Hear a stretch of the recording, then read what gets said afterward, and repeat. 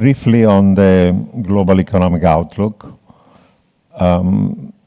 Last year, debate has been what kind of landing for the global economy, especially advanced, US, Eurozone, UK, Japan, other advanced economies. There were four potential scenarios, one of a real hard landing with a severe recession and financial instability. Second one of a bumpy or softish landing where there might be a short and shallow recession in order to achieve the 2% inflation target. Third one, a true soft landing, or some people call it immaculate disinflation, where you achieve the 2% target without any recession. And then a fourth scenario of a no landing, where growth remains above potential, inflation doesn't fall towards 2. And recently, last year, for example, US could have fallen into that kind of a category. I would say that compared to a year ago, the risk of a severe hard landing is much lower because Europe and the world adjusted faster to the shock deriving from the Russian invasion of Ukraine. This brutal Russian invasion initially had an impact on energy, food, industrial metal prices. The shock was absorbed and somehow reversed. The impact of the banking problem in the US last spring remained contained within the US, and the spillover to Europe were very minor. So not a hard landing. In the US, there was concern that maybe there'll be no landing, the growth remains above potential like last year, and inflation doesn't fall fast enough. That also looks unlikely. The US economy is going towards 2% growth at this potential. Inflation is falling towards 2, however slowly. And therefore, the question is whether it's a soft landing or a softish. And the answer to that depends on which countries you look at.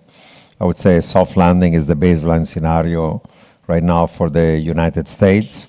In the case of Eurozone and of the UK, it looks bumpy. Economic activity has been flat, epsilon positive, epsilon negative for the last few quarters. In the Eurozone, the recent revision to growth even for this year are downward. UK was in a tactical recession the second half of last year. But compared to the severe recession, the one had expected in Europe, Eurozone, and UK following the shock of the Russian invasion of Ukraine, the economic contraction has been milder.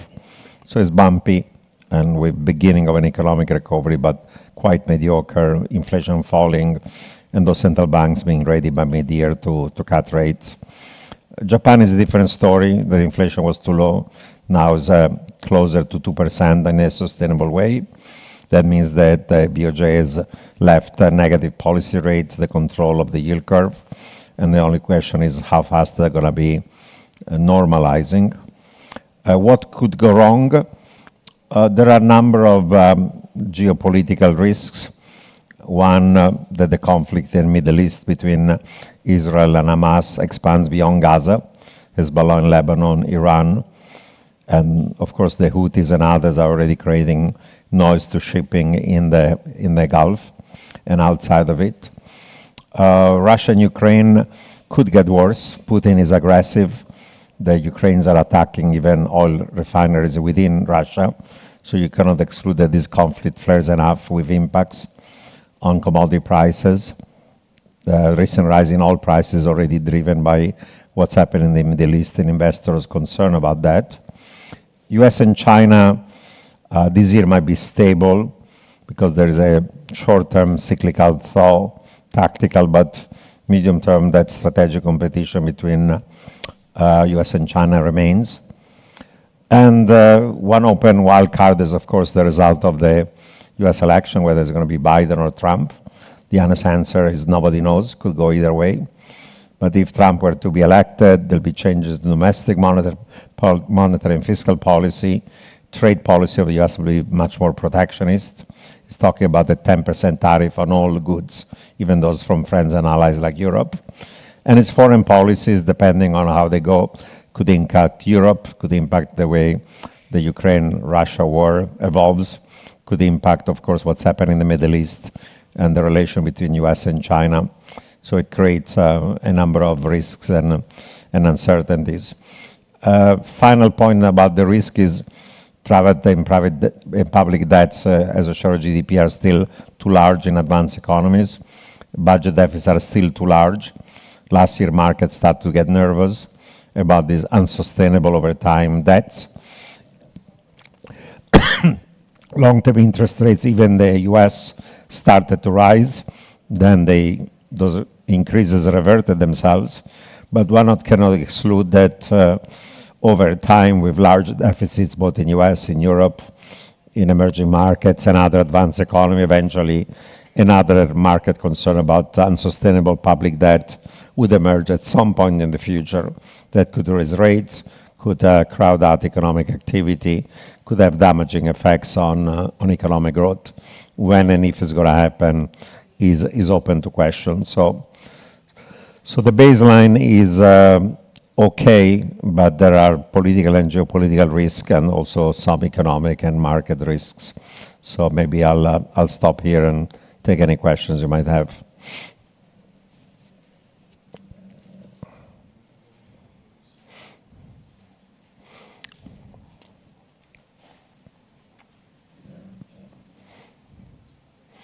Who wants to start first?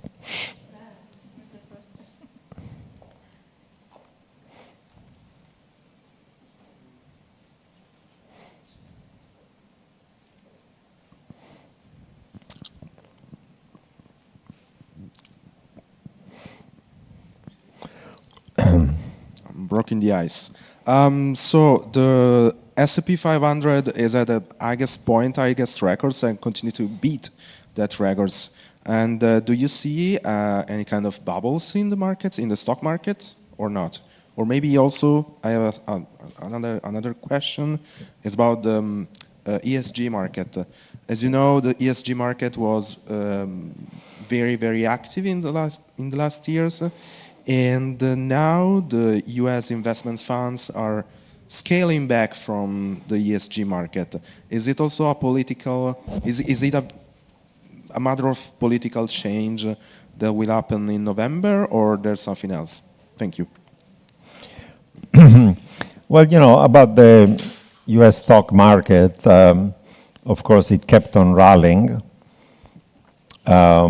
And I would say part of the story, of course, is the Magnificent Seven, this boom in AI and generative AI that has led to optimism about the US growth, also a surprise on the upside. So not just in the tech sector, the overall economy is still doing well. You could say that the price-earning ratios are high relative to historical numbers. They're not as high as the peak of the, say, internet bubble in 2000, and maybe these higher productivity growth, booming revenues and profits coming from AI, Gen AI, and related technology is a true story. So I would not call it a bubble. Now, in 2022, where long rates rose from 1 to 3.5, US stock market corrected S&P by 15%, Nasdaq by 30, and many tech stocks by 40 or more, because actually tech stocks are more sensitive to increases in long rates because they are long duration assets where most of the dividends are in the far future. Last year, there was a time, August, September, when in spite of the rally, the rise in long rates from 4 to 5 led to a 10% correction. That 10% correction then went away because the optimism about AI took over. And the interesting thing is that this year, in spite of markets, last year the markets had to revise their expectation about what the Fed would do. They thought that the Fed would cut rates already in the second half of the year. That did not happen. And that change in expectation pushed long rates higher, correct the stock market.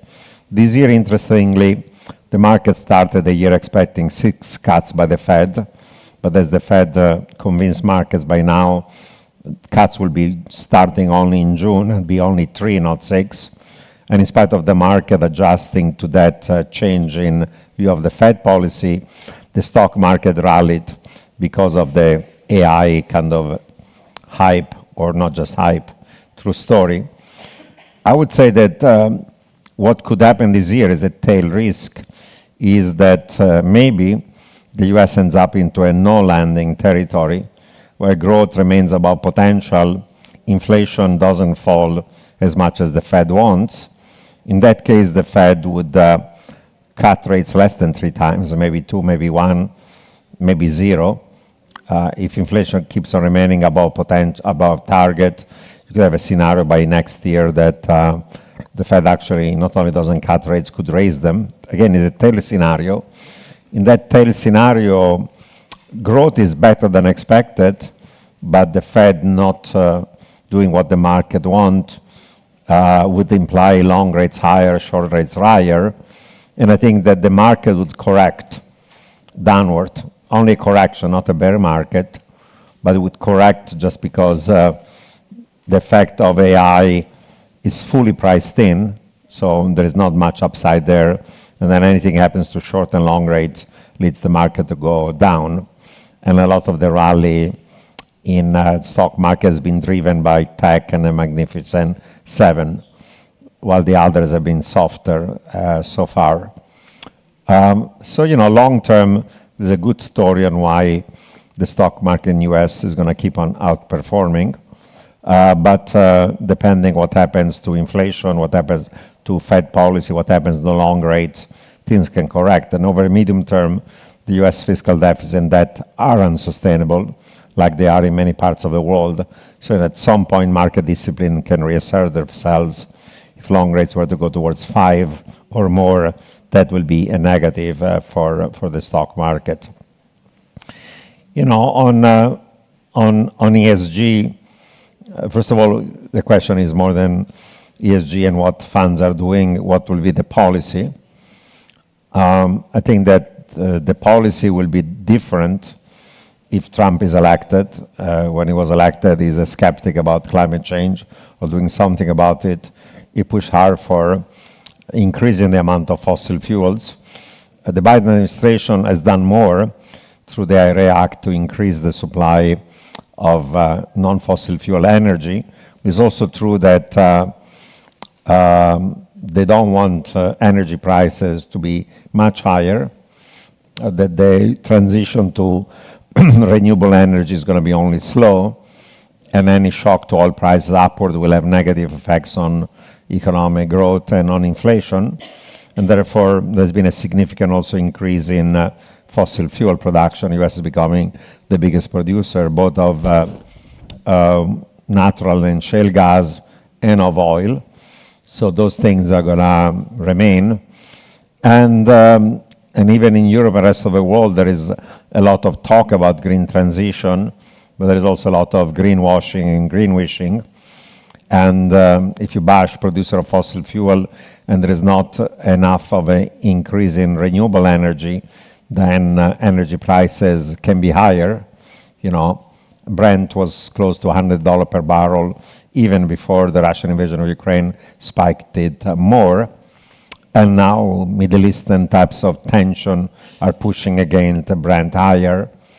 And I would not rule out that if this tension linger, oil could be at 100 rather than 90.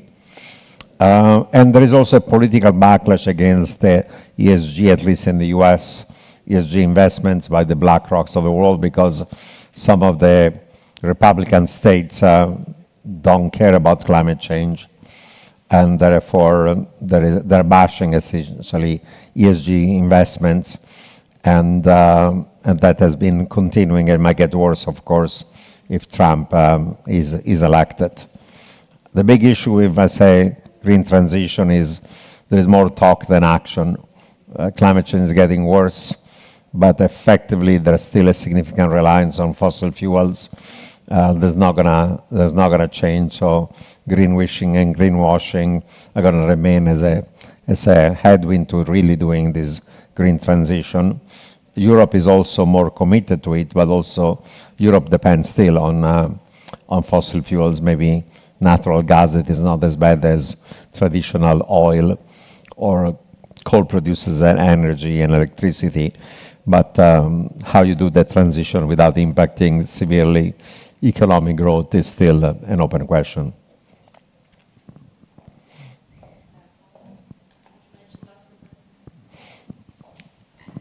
Good morning, Paolo Verdura from ANSA Newswire. I just ask you what are the main consequences for Europe if Mr. Trump win the election in the USA? Well, I would say, first of all, is the issue of what will be the trade policies of Trump. He has said explicitly he wants to impose a 10% tariff on all imports in the United States, including those from Europe, including those from other allies like Japan, South Korea, and you name it. The case of China is speaking already about 50-60% tariff. He has always been protectionist and is going to remain protectionist. If that happens and you impose those level of tariffs, US inflation is going to be higher, growth is going to be lower in spite of reshoring and so on. And markets are going to react negatively to US starting a trade war. And I think at that point, both Europe and China will have to retaliate. So you could have a spiral of protectionism, not just the US, but also response of other countries to the US protectionism. So if that's what he's going to do, and is an if, because he can say things because of electoral consideration, then either not do them or do exceptions. He could just be tougher on China and make exception for Europe and so on. We'll see, but that's a risk that Europe kind of faces. Europe was challenged by the shock coming from Russia.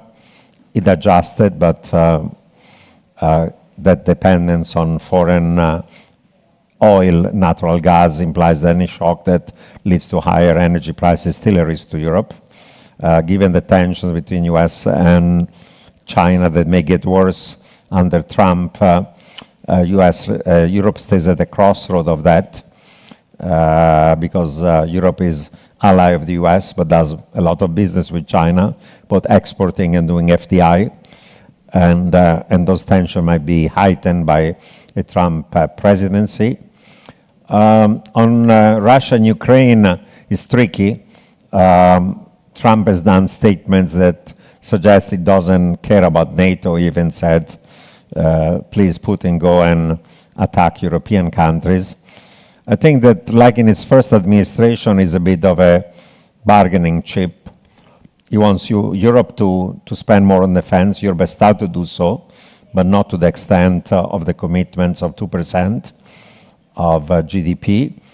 In the benevolent scenario, it's just what Trump does is a way of forcing Europe to spend more on its defense. I don't think that Trump would essentially sacrifice Ukraine to Russia. One, because he wants to deter China from invading Ukraine.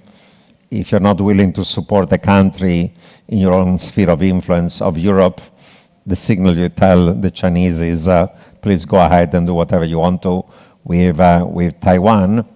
And two, this conflict between Russia and Ukraine is going to imply at some point, even if Biden is elected, a ceasefire close to the current lines.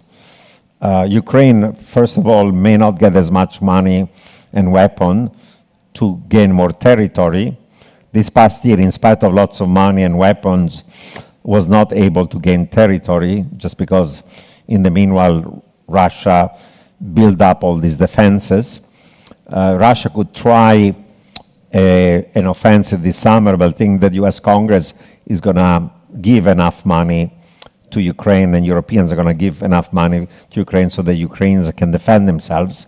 So unfortunately, this conflict is frozen and a de facto ceasefire may occur because if Biden is elected, he's going to be accepting the fact that telling Ukraine, you guys, yeah, we would like to regain all the territory lost, but even including Crimea is not going to happen. And even if Trump is elected, he's going to essentially tell the same story to Zelensky and reach a ceasefire. The ceasefire implies that Ukraine loses 18% of its territory for now, but doesn't have to give up regaining it if and when eventually Putin goes away. And the benefit of a ceasefire is that you don't get the destruction of the infrastructure of Ukraine that will occur if the war continues. You don't have the losses of people, military and civilian.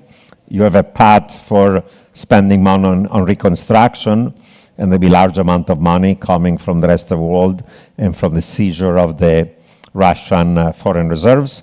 You have a path that leads eventually to EU membership, and you have a path that leads initially to security guarantees that US and Europe are going to provide Ukraine, and eventually even NATO membership over time. So I think that actually a ceasefire will be benefiting Ukraine, and that ceasefire, either de facto de jure, may be achieved regardless of whether Trump or Biden is elected.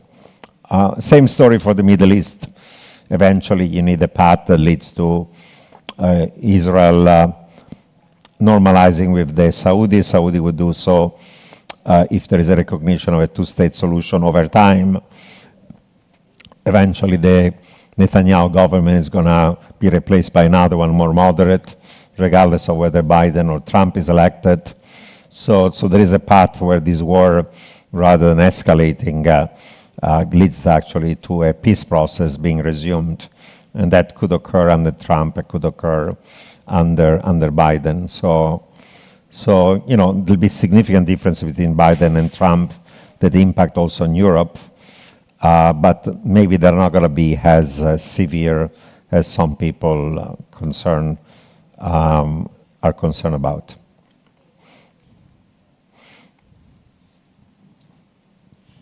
Question.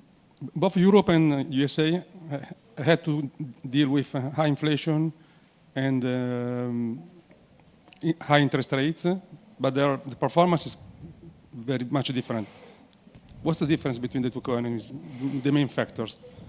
And also, so you're also forecasting that there is a possibility of the Fed not cutting rates this year? Yeah, the differences between Europe and US, in my view, are driven by a variety of factors. One, of course, the shock of higher energy prices from Russia was both a price shock and a quantity shock. And the US, instead, by being a net self-independent, maybe even net exporter, the shock was milder. The prices of WTI and gas in the US went up a little bit, but they spiked in Europe. People were worried that Europe will have a severe recession. It did not, because those prices went up and then they went down. And therefore, there was a mild recession, both in Europe and UK, but not as severe. US has benefited also by migration. In spite of effort to control it, there's been a significant increase in the labor supply and this migrant work, and they put downward pressure on wage growth. The labor market in the US is also more flexible.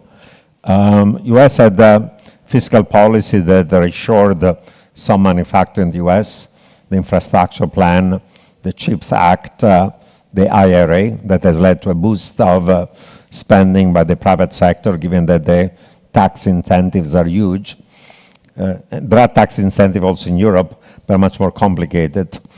You have to, show that you have a plan for doing green investment, and then you get some money. In US, if you do the investment, you get automatically a tax cut, and the IRA is going to cost not 360 billion, but over $1 trillion, given how generous those incentives are. Both Europe and US benefited from the 3 negative aggregate supply shocks of COVID reversing themselves. That's why you didn't get a recession in US and you got a milder one, given the shocks from Russia in Europe. During COVID, inflation went higher, growth fell because you had the impact on labor supply, on production, and on supply chains. That was the first shock. The second negative supply shock was the brutal Russian invasion of Ukraine, and impact on commodity prices, not just energy, but food, fertilizer, industrial metals. And the third one was the zero COVID policy of China, implied further disruption of global supply chains. All those three shocks reversed themselves. Some negative aggregate shocks that were causing more inflation and lower growth, they became positive aggregate supply shock that reduced cost and inflation and increased growth. In US, the benefit was bigger. In Europe was making the recession milder compared to what they would have been. So this spectrum of sets of policy and better luck implied that both Europe and US avoided severe recession. Europe had a mild one, but really mild, and US instead has had continued economic growth.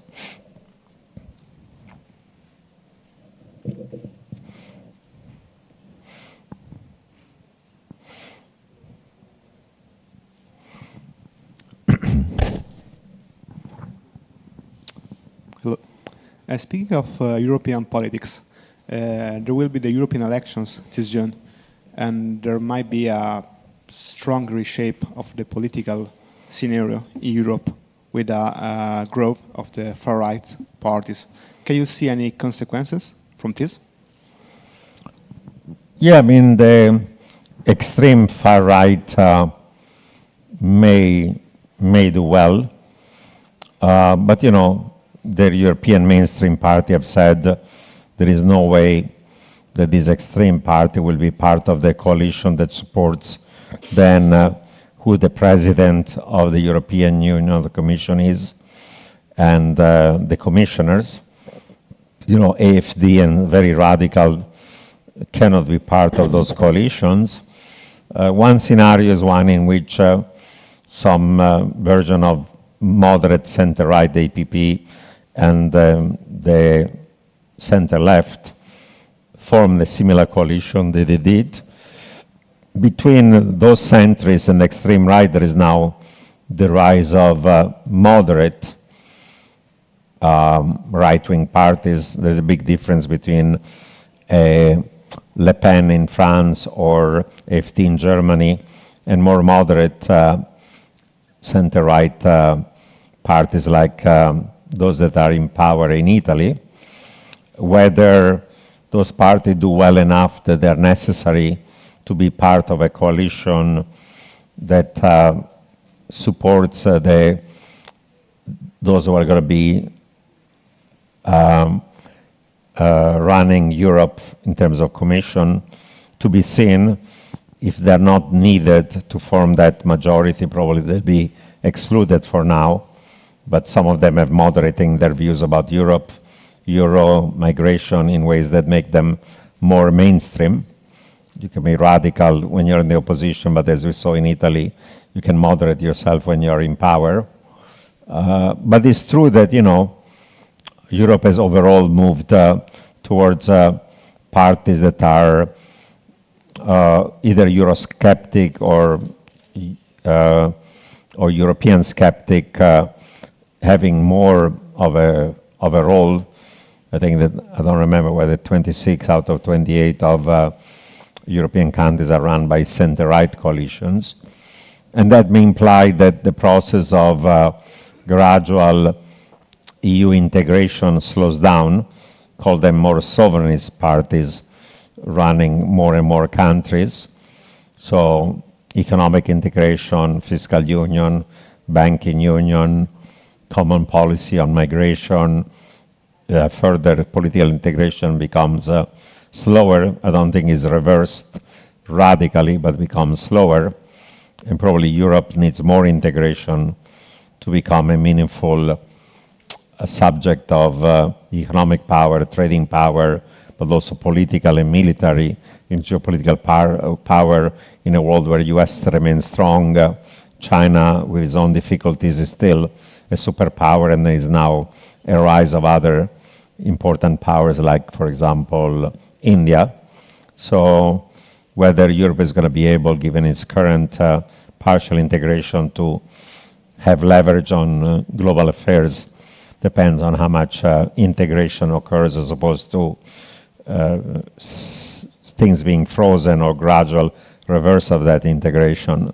So that's my assessment of the results of the European elections.